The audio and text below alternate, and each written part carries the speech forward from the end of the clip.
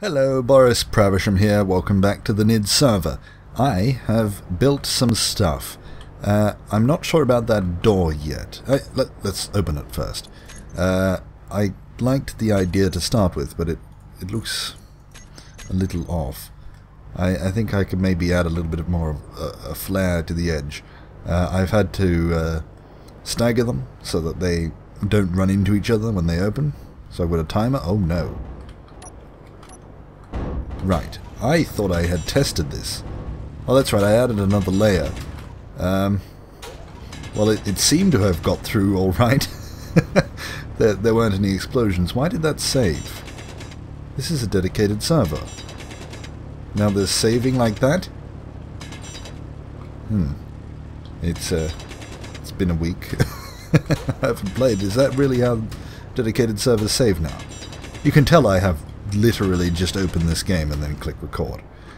How much damage was there on that? Doesn't look like much, although it is a blast door, so they don't deform. So I'm not going to tell anything just by looking at it, but I'll leave that for another time. I think I'll have to add a bit more flair to those doors. This up here is supposed to be a hangar for, you know, like the main parking, or if you're a visitor. You can come in here and we'll just close the door. I've tried hooking these for some reason. I'll actually go demonstrate it. So in here I have the timer block and it's set to start.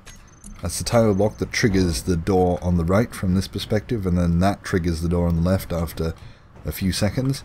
But I can't get it to trigger on there. Have they changed the way these button things work? And that banging's annoying. Whenever you run into something. Yeah, and it just won't trigger now. For some reason. But when I go in here, it's completely fine. See? There it closes and the other one will follow after a few seconds. Yes, so you can come in here, you can land down there. Anubis kind of did when we came in that other time, although he did put holes both in the floor and ceiling somehow. There is still a bit of an annoying gap when that fully closes. But if I do that, if I don't leave that gap, then it keeps crashing into each other. It's fine in single player, but then when you come on the server, they keep crashing into one another because everything wobbles. And then we come in here, and this is like a little waiting area thing. Well, not a waiting area, I don't really know. The lobby for the evil lair. I think that's good enough. Yeah, and I've got a whole bunch of controls. They're eventually going to control stuff. I put a little bit of decoration. That's just because I just added that at the end, just to picture what it was like with it full. I'm intending to put decoration around here, although that's the sort of thing I usually do on a whim. You know, I have an idea, and then I just log in, put it in, and then leave again. Down here, this is the green screen room. And then I've got a pipe running down from the main area down there. And this here I'm thinking is going to be a wall with a... this is what I might do today, actually. I'll drill that out a little bit and I'll add a floor in here.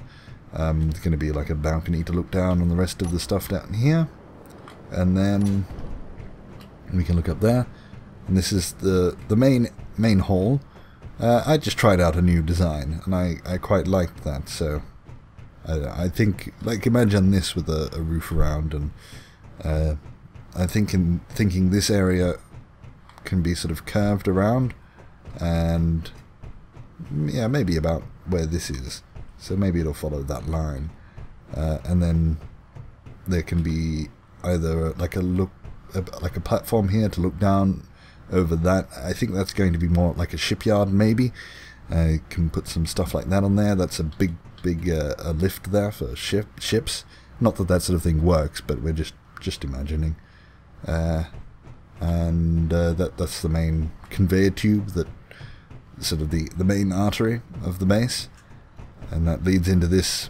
All this is still temporary. I still have to build a refinery place. I've only got one refinery. I did have another one, but I ran into it, as, you know, you'd expect. Is this really the only thing that's powering the entire base? One small reactor. Right. Oh yes, and I also built this thing. Another lift. This time a personal lift. Well, like I said I was. But, let's go up and see it. Make it all the way to the top, and then I can give you a rather graphic demonstration of what the game is is currently like. So about maybe October, November last year, 2014, this worked perfectly well because we've got one set up in the, oh, not that you can see it through here, but there's the communal base up there. We'll have a little peek through the edge there. Up in that base, up in there, there's an elevator just like this one. It's got two pistons connected to one another, which is a recipe for disaster normally, but on this server it worked, and it was fine and it ran smoothly. Whereas now, yeah, that worked. So that's what two pistons together does nowadays. I think that goes a long way to explaining why I've taken a bit of a break from this game. But we're just going to do some basic stuff and just put a floor in, you know, nothing too special. We don't want that side. This is the Fondler, except I think it was Drakol. He came in and rebuilt it. Was it Drakol? I don't know. I've forgotten who it was. Someone left me it as a present, so thank you, whoever it was. Although I think now it should be probably called the Groper, because this isn't so much a Fondler anymore. It's a little bit big for that. But down. Did I just get on the same side? I didn't want that side. I wanted this side. We're going to go down and do a bit of drilling here, I think. And just remove this. Wow, that's quite loud. That's the wrong menu. Audio. There we go. What I wanted to talk about today, and this is something I've actually recorded 3 episodes of this over the past week, trying to say it in a way that made sense, and I haven't managed it yet. Each time I've sort of recorded a little bit and then decided that it would be best if I didn't upload this. This time I'm going to force myself to do it, and I'm talking about basically Purple Niddites and how the Nidd should be structured. And this is something that I have no answers to. I'm not. Everything I say is probably going to end in a very open-ended question. There's not going to be any resolution. I just wanted to warn you now, so that you don't have a feeling of waste. You know, after the end of this video, you don't feel like you've wasted your time, because I've told you right now that this is probably not going to come to any sort of conclusion. But basically, I've struggled trying to work out what Purple Niddites are for. And, well, if you don't know what a Purple Niddite is, they're more trusted members of the Nidd, I guess you could say. They're people that I personally got to know and got to, you know, I really like working with. Some of them applied. You know, Anubis was one of them. Anubis, Drakol, Possess Pickle, and there's one more. Who was it? There was one more that was in that round of applications. That's going to bug me all episode now. I don't know. Yes, but yeah, they're people that I could work with, and that sort of prove themselves as creators. They didn't need to, you know, do spectacular things, but to have the general attitude, the right sort of attitude in order to do it. And that made sense when it was basically just me running things, which isn't the case now at all. I've sort of delegated the responsibility out to quite a few different people. For example, both Anubis and Mia. Every week we have a weekly meeting. Every Sunday it is at the moment. What do I need over here? Every Sunday it is at the moment. We get together and we talk about, you know, all things bright and beautiful. we discuss basically the Nidd. Everything going on. We talk about projects, ideas, problems. We try to, you know, settle all that there, and it's been quite constructive, except for the last one, because we decided to do that while playing Minecraft at the same time, and there were a whole bunch of other people in the channel, and I think we got one thing done in an hour. So we probably won't be using that method again. But yeah, and I've used those two. Well, not used. That was completely the wrong phrase. I mean, like, I'm working with those two because they've turned out to be the most reliable, and they sort of get it. They get what the Nidd is, and by that I mean I don't. The others aren't reliable. That's not what I mean at all. But you know, they've got the time and the willingness, and you know, they understand what the place is about, and most of all, we get along really, really well. So the three of us, we work together, and so much stuff has gotten done this year, more than I could ever have done myself, and that led me to question the point of a Purple Nidite, because it hasn't really been that useful. The only use has really been for status, which I don't think I quite like the idea of. I don't really want there being ranks, I guess. And there probably will have to be a hierarchy, but you know, just for the sake of organization. But yeah, I didn't want it to be, you know, this person is better than this person. That doesn't sit well with me, and I don't want this group to be like that. But then again, it's not my choice anymore. That was a very conscious thing that I did, was to step away and to have a bunch of people sort of run the place together. And it's not just Anubis, Mia and I, but you know, now we've got Raptor helping out with the Minecraft server, and a lot of the problems, often we're in like the public TeamSpeak. We go there and or at least I do, and just discuss it with whoever happens to be there at the time.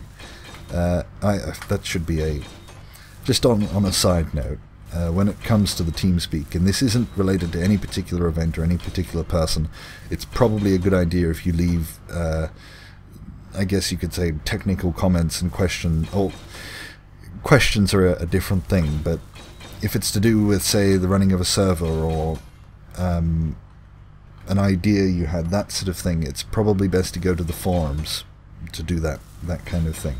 Because I have noticed there is all the people that run something, when we log on to the TeamSpeak, we get inundated with things, just people, you know, asking this or that, or saying this would be a good idea, and even if they are all good ideas, it means that we can't play, and we would like to, you know, join in with everyone and be able to play on our own servers. So just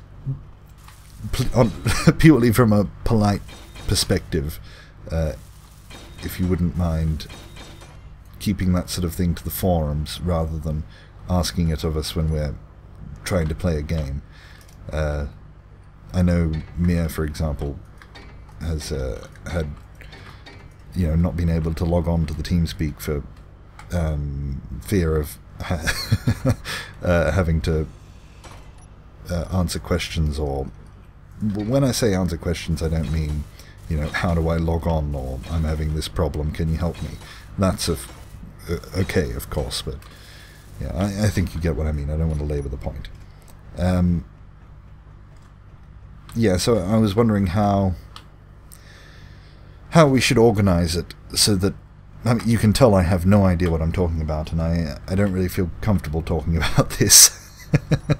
Because I don't want to make it seem like it's too serious. It's not. You know, this ultimately, none of this matters. It's not important, but I would, yeah, I kind of feel like it. This is why I haven't uploaded either of the other episodes, because I don't make sense. So let me talk about what I kind of picture the Nidd as, which is a bunch of people just wanting to play together, and some of those people, not all, and it's not a requirement, but some of those people have ideas for different things to do that wouldn't be possible without a group, and wouldn't be possible without a group of people with the same kind of idea, the same kind of want. For example, would be, I mean, we're doing UHC, not this weekend, the next weekend. That wouldn't just be possible. Like, you can't play a UHC with strangers. It doesn't work. We sort of showed that off. Anubis and I did a UHC training series where we went onto a public UHC server, and it works all right as a mini game, but ultimately a UHC, which it's a YouTuber's game. You need everyone to sort of be playing in the spirit of the game, to be wanting to make it fun, because if you don't, the game turns out really boring. A UHC is easily exploited, and we sort of showed that in our first one, my team. Well, our team, with Mir, Lethal Owl, and yeah, I don't want to seem like I'm too narcissistic. Mir, Lethal Owl and I, we had this, we just kept going, you know, one more cave, we'll find a diamond in the next one, and that kind of won it for us, because we didn't, like, we spent all of our time underground while everyone else was out doing the dangerous stuff, and we just walked in at the end and won. And you know, a UHC isn't possible without cooperative people playing in the spirit of the game, and that's basically what I wanted with the idea. That was the idea with the Nidd, was to have people that would play together for the fun of it, who would, you know, when someone suggests an idea, like Raptor did, well, you know, it's not his idea, but he introduced it, the idea of the weekly shipbuilding competitions, that sort of thing. When someone suggests that, everyone jumps in and helps out and has a go. You know, not just that, but all the different ideas. People willing to create things that aren't usually in a game. And that's often the case in open world games, because that's mostly the point of them, to give you a blank slate and to draw your own things. I could be using the drill ship for this, but I don't know. I don't like flying online. It's just dangerous. Yeah, and to do this, we kind of need to do it at an individual level, and I guess this is an opinion of mine. It's not. I'm not trying to state it as some sort of fact, but I think when it comes to doing creative things, it's often done best in a well, I can't, in a more authoritative, I guess you could say even dictatorial way, where one person has the idea, it's their idea, and they try and build it. And of course, not, you know, that's not for everyone. It's not always for me either. You know, some of the best things that we've done have been basically decided in in the equivalent of a committee. But I do like passion projects, and I like seeing other people's passion projects. Things where they have the idea, an idea that no one else could have, and that no one else could picture until they've finished it. And either as an individual or a small group. And I want there to be a way where things can be fairly democratic, where we can choose how we all want to do things, while at the same time not watering it down, because of course if you do that, then you just end up with the, you know, the lowest common denominator. Yeah, just the populist opinion. And I do like the idea of there being sort of these crazy ideas that probably won't work, but if they do, they'd be rather fun. And, way better than could ever have been created before. And that's what I kind of wanted with the Purple Niddite thing, was to give people this badge to say that you are you do the creating. You're not the only person that does it, but you're a proven creator. You've made things before, you're looking to help out, you have something to contribute, and you're looking to do this for other people. And yeah, I still want that, but I don't know how to do it, because there are obviously more people,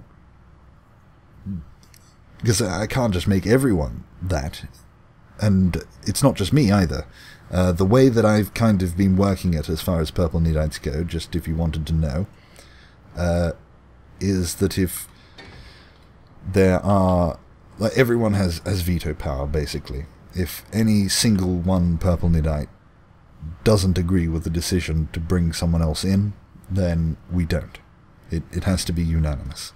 So every single Purple Niddite to this day has been a unanimous decision. Except for the first ones, obviously. They were, purely down to me. And I wanted to make that a little bit more democratic so that, it's not just my choice. But again, yeah... for example, this whitelist server is private, and we do want a private place where we can do things together, but it's not really suited to the Purple Niddites, because this is more of, I guess, a YouTuber Let's Play place where we can do builds and stuff like that, and often this playstyle isn't accompanied well with just playing by yourself. If you're recording, it's fun and it makes sense, but if you're not, then it can be a bit boring, it can be a bit weird.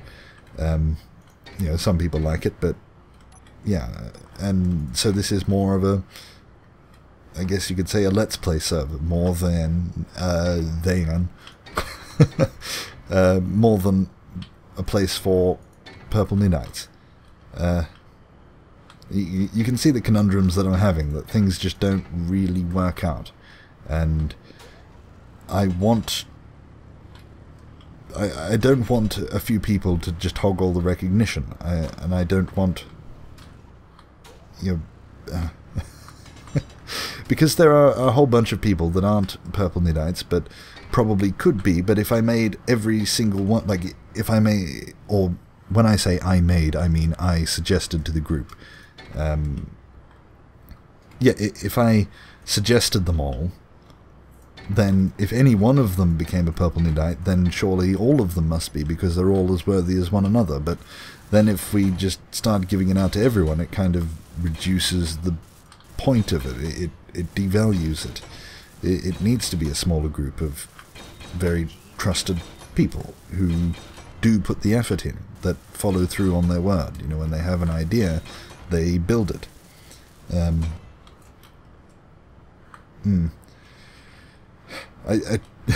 This is going to be open-ended. There's not going to be anything more than that. It's just a bunch of problems that I've thrown at you, and I'm not expecting anyone else to answer it. I'm not here calling for help. I'm just, I don't want for example, the meetings that Anubis, Mir and I have every week to discuss everything. They're not private affairs, but they kind of need to be for us to talk openly and without anyone, without worrying what anyone thinks. Like if we were to do that on camera, then we'd kind of be playing up for the camera, that sort of thing. I don't want the contents of that to be secret, which is why I'm sort of talking about it now.